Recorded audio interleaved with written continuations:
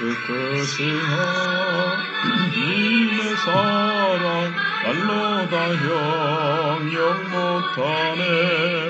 저 높고 높은 별을 넘어 이 낮고 낮은 땅 위에 죄범한 영혼 구하려 그 아들 보내사 감옥죄물 삼으시고 죄 용서하셨네.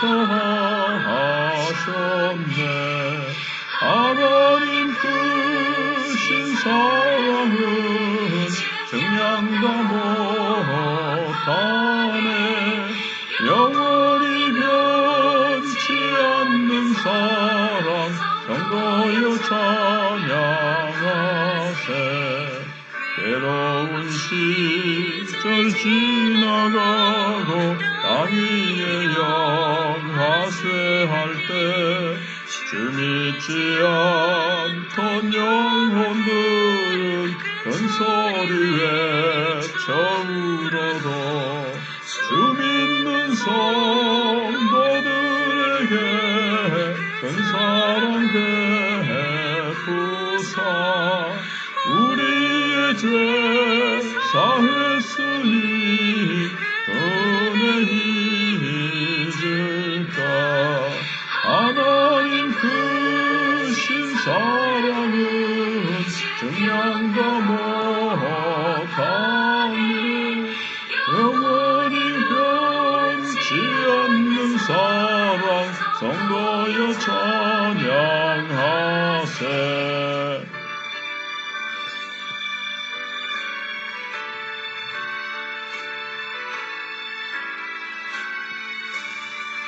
하늘을 두루마리 삼고 바다를 먹물 삼아도 한없는 하나님의 사랑 가기로 갈 수 없겠네. 하나님의 크신 사랑 어찌 다 하실까. 저 하늘 높이 쌓아도 채우지 못하리.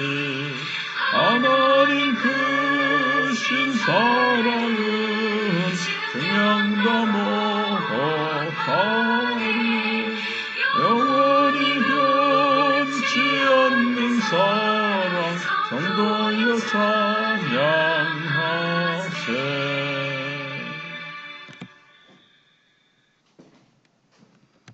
말씀 호세아 2장 2절로 15절 보시겠습니다. 찾으셨으면 합독하시겠습니다. 너희 어머니와 논쟁하고 논쟁하라. 그는 내 아내가 아니요 나는 그의 남편이 아니라. 그가 그의 얼굴에서 음란을 제하게 하고 그 유방 사이에서 음행을 제하게 하라.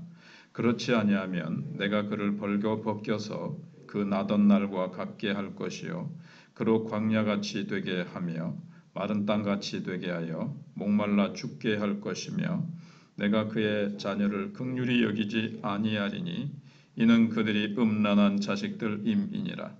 그들의 어머니는 음행하였고 그들을 임신했던 자는 부끄러운 일을 행하였나니 이는 그가 이르기를 나는 나를 사랑하는 자들을 따르리니 그들이 내 떡과 내 물과 내 양털과 내 삶과 내 기름과 내 술들을 내게 준다 하였음이라. 그러므로 내가 가시로 그들을 그 길을 막으며 담을 쌓아 그로 그 길을 찾지 못하게 하리니 그가 그 사랑하는 자를 따라갈지라도 미치지 못하며 그들을 찾을지라도 만나지 못할 것이라. 그제야 그가 이르기를 내가 본 남편에게로 돌아가리니 그때의 내 형편이 지금보다 나았음이라 하리라. 곡식과 새 포도주와 기름은 내가 그에게 준 것이요 그들이 바알을 위하여 쓴 은과 금도 내가 그에게 더하여 준 것이거늘 그가 알지 못하도다. 그러므로 내가 내 곡식을 그것이 익을 계절에 도로 찾으며 내가 내 새 포도주를 그것이 맛들 시기에 도로 찾으며 또 그들의 벌거벗은 몸을 가릴 내 양털과 내 삶을 빼앗으리라. 이제 내가 그 수치를 사랑하는 자의 눈앞에 드러내리니 그를 내 손에서 건져낼 사람이 없으리라. 내가 그의 모든 희락과 절기와 월삭과 안식일과 모든 명절을 패하겠고 그가 전에 이르기를 이것은 나를 사랑하는 자들이 내게 준 값이라 하던 그 포도나무와 무화과나무를 거칠게 하여 수풀이 되게 하며 들짐승들에게 먹게 하리라. 그가 귀고리와 패들로 장식하고 그가 사랑하는 자를 따라가서 나를 잊어버리고 향을 살라 바알들을 섬긴 시일대로 내가 그에게 벌을 주리라. 여호와의 말씀이니라. 그러므로 제가 15절까지 한다 그랬죠. 그러므로 보라 내가 그를 타일러 거친 들로 데리고 가서 말로 위로하고 거기서 비로소 그의 포도원을 그에게 주고 아골골짜기로 소망의 문을 삼아 주리니 그가 거기서 응대하기를 어렸을 때와 애굽 땅에서 올라오던 날과 같이 하리라. 아멘. 1장 1절에서 사실 2장 1절까지 호세아와 고멜의 이 결혼 이것이 이제 주제였습니다. 그러나 이 상징적인 행동을 통해서 실제적으로는 하나님과 이스라엘의 관계를 설명하는 것이 2장의 내용입니다. 1장에서는 음란한 고멜과 결혼해야만 하는 가슴 아픈 이 호세아의 마음, 호세아의 가정을 얘기했는데 그것은 사실 여호와 하나님과 이스라엘과의 관계를 설명하기 위해서 하나님께서 그렇게 설정하신 것입니다. 비록 이제 이스라엘은 고멜과 같이 음란한 아내이지만 하나님께서 이스라엘을 이제 사랑하시겠다고 사실은 2장 14절부터 23절까지 이제 약속을 하시는 것이 이제 내용입니다. 그리고 14절부터는 2장 14절부터는 회복에 대한 말씀이 나타납니다. 그러나 2장 2절부터 13절까지는 하나님이 이스라엘 백성들을 법적으로 고소하는 형식으로 되어 있습니다. 그래서 2장 2절에 보시면 내 범위와 쟁론하고 쟁론하라 이제 이렇게 되어 있거든요. 논쟁하고 논쟁하라. 이게 이제 어떤 법적인 고소를 의미하는 겁니다. 하나님께서 법적으로 이스라엘을 이제 소송하는 제목은 간음입니다. 영적인 간음을 얘기하는 거죠. 하나님이 진정한 남편인데 그 남편이신 하나님께 정절을 지켜야 되는데 바알이라는 나쁜 남편에게 가가지고 거기를 섬긴단 말이에요. 그게 이제 사람으로 치면 본 남편을 놔두고 다른 남자에게 가가지고 음행을 행하는 것이나 마찬가지다. 이렇게 하나님께서 설명을 하시는 겁니다. 그래서 2절에 보면 나는 그의 남편이 아니라 또 그는 내 아내가 아니다. 이렇게 돼버렸어요. 그래서 그가 그의 얼굴에서 음란을 제하게 하고 그 유방사에서 음행을 제하게 하라. 이렇게 하나님께서 선언하십니다. 고대 사회에서 아내가 음란을 행하고 남편을 버리고 음행을 하면 남편은 아내에 대해서 이제 옷과 음식을 제공하지 않아도 되고 법적으로 책임을 지지 않습니다. 아내가 어려운 일을 당해도 책임을 지지 않고 아내로서 보호해주지 않아도 되는 것이 고대의 법이었습니다. 그래서 하나님께서 너희들이 이렇게 음란과 음행을 저질렀기 때문에 이스라엘 백성을 향해서 내가 이제 너희들에게 더 이상 뭐 포도주와 기름과 곡식과 이런 것을 공급하지 않겠다. 그리고 너희들이 포로로 잡혀가서 수치를 당하게 하겠다. 적군이 쳐들어와서 너희를 칠지라도 내가 보호해주지 않겠다. 너희들은 내 아내가 아니고 나는 너의 남편이 아니다. 너희들이 그런 식으로 행동하지 않았느냐. 이렇게 하나님께서 이제 4절에 이제 얘기를 하시는 겁니다. 그래서 내가 그의 자녀를 긍휼히 여기지 아니하리니 이는 그들이 음란한 자식됨이라 그랬습니다. 왜냐하면 이스라엘이 연애하는 자인 바알신을 따라서 떡과 물, 양털, 삶, 기름, 술 이런 것을 이제 바알이 주었다 이렇게 이제 주장을 하거든요. 하나님이 주신 것인데. 그래서 하나님께서 첫 번째 심판이 뭐냐 하면 6절에 그러므로 내가 가시로 그 길을 막으며 담을 쌓아 그로 그 길을 찾지 못하게 하리니 사랑의 매입니다. 바알을 찾지 못하도록 하나님께서 길을 막아버려요. 이게 이제 사랑의 매인데 가령 우리도 하나님 이외에 다른 것을 막 사랑해서 다른 것을 막 찾아서 가면 하나님께서 하나님 외에 다른 것을 하나님처럼 사랑하고 그게 자기의 하나님처럼 따르면 하나님께서 그거를 따르지 못하도록 우둔하게 만들고 하나님께서 그 길을 막아버리신다는 거죠. 사랑하시기 때문에. 그리고 이제 7절 하반절에서는 아무리 찾아도 찾지 못하고 길이 막히니까 내가 본 남편에게로 돌아가리니 그때의 내 형편이 지금보다 나았습니다. 그러면서 하나님 앞으로 돌아오게 만드십니다.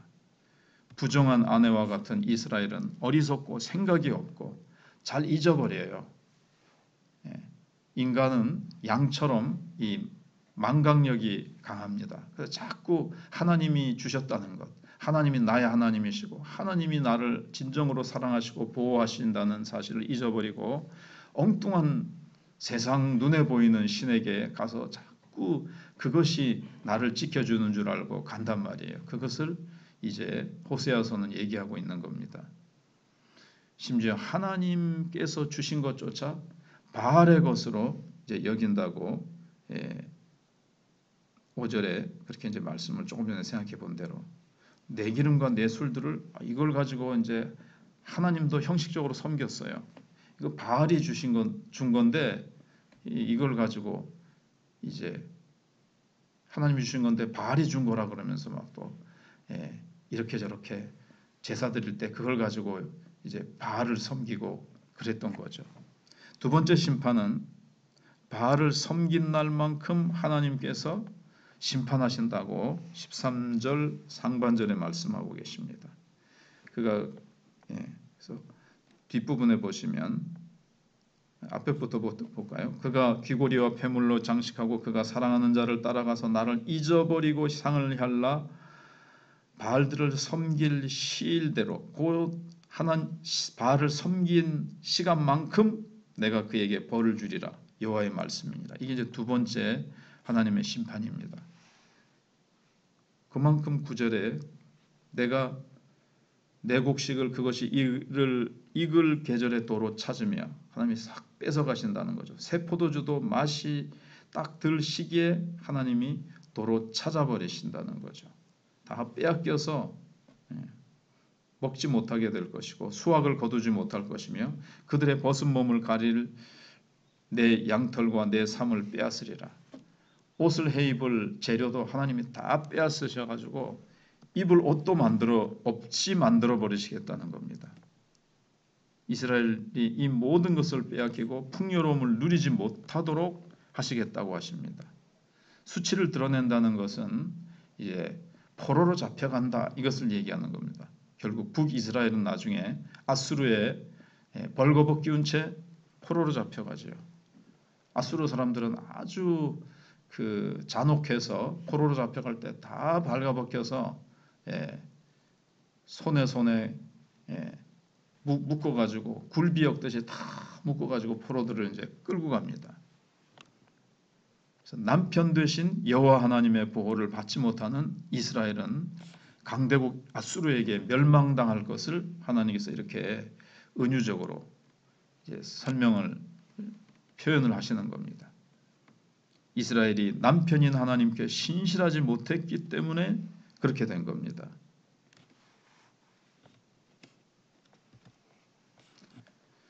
그래서 하나님을 잊어버린 백성들 13절의 대로 나를 잊어버리고 그랬습니다. 향을 살라 바알들을 섬긴, 여기에 대한 마지막 심판이 뭘까요? 놀랍게도 14절 15절에 보시면 회복입니다. 심판에서 완전히 멸망시켜버려야 되는데 14절 15절에 보시면 그러므로 보라 내가 그를 타일러 거친 들로 데리고 가서 말로 위로하고 거기서 비로소 그의 포도원을 그에게 주고 아골골짜기로 소망의 문을 삼아 주리니 그가 거기서 응대하기를 어렸을 때와 애굽 땅에서 올라오던 날과 같이 하리라.